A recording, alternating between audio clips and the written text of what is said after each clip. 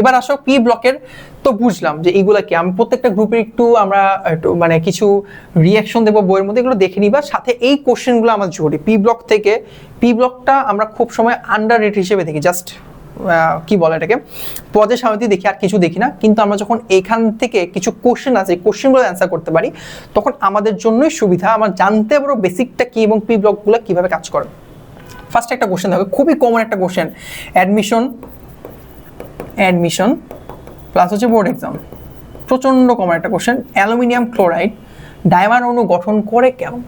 Y does aluminium chloride form dimer molecule? আচ্ছা, aluminium ক্লোরাইডে দেখো, অ্যালুমিনিয়াম ক্লোরাইড, তাই তো এরকম অ্যালুমিনিয়াম ইলেকট্রোমিনেশন দেখি ভাইয়া, ইলেকট্রন কনফিগারেশন যদি দেখি 13 যেহেতু 1s2 2s2 2p6 3s2 3p1, এরই তো ফর্মেশন, তাই না? 3p1, তার মানে এদের অক্টেট ফিল আপ হইতে আরও এখানে 5টা ইলেকট্রন দরকার আমার, তাই না?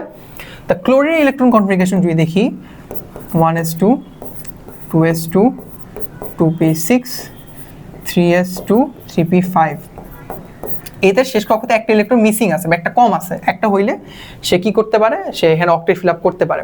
বেসিক্যালি অ্যালুমিনিয়ামের ইলেকট্রন ঘনত্ব অনেক বেশি, ইলেকট্রন ঘনত্ব বা ইলেকট্রন ডেন্সিটি অনেক বেশি কম্পারেটিভলি।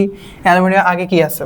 অ্যালুমিনিয়াম আগে আছে হচ্ছে ধরো সোডিয়াম, ম্যাগনেসিয়াম, এগুলোর থেকে কম্পারেটিভলি বেশি, ইলেকট্রন ঘনত্ব বেশি। ওকে, এখন যখন অ্যালুমিনিয়াম ক্লোরাইড ফর্ম করতেছে, ধরো এরকমভাবে,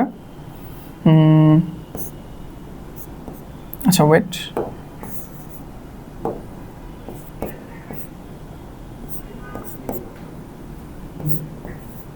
ক্লোরাইড ফর্ম করতেছে, তখন বেসিক্যালি এখানে কি করছে, ক্লোরিন এবং অ্যালুমিনিয়াম ইলেকট্রন জোড় শেয়ার করে, মানে ফিল আপ, এই ইলেকট্রনটা ধর এখানে এসে সে ধর একটা বন্ধন তৈরি করতেছে, বন্ধন তৈরি করে ধরো এরকম ইলেকট্রন বন্ধন তৈরি করতেছে, এই বন্ধনটা তৈরি করলো। ওকে, তারপরে দেখা যাচ্ছে এখানে ধরো এদের বন্ধন জোড় ইলেকট্রন আছে কয়টা, এই যে একটা বন্ধন, দুইটা বন্ধন জোড়, তিনটা বন্ধন জোড়, তাহলে 6টা, মানে টোটাল 6টা ইলেকট্রন আছে, মানে অক্টেট ফিল আপ হইতে আরো 2টা ইলেকট্রন দরকার হতে, আর এখানে মানে সে এখন অক্টেট ফিল আপ করে নাই, যার কারণে এই অক্টেট ফিল আপ করার জন্য যখন দেখলো যে তার পাশে একটা নতুন করে আরেকটা অ্যালুমিনিয়াম ক্লোরাইড অবস্থান করতেছে, সরি এরকম না,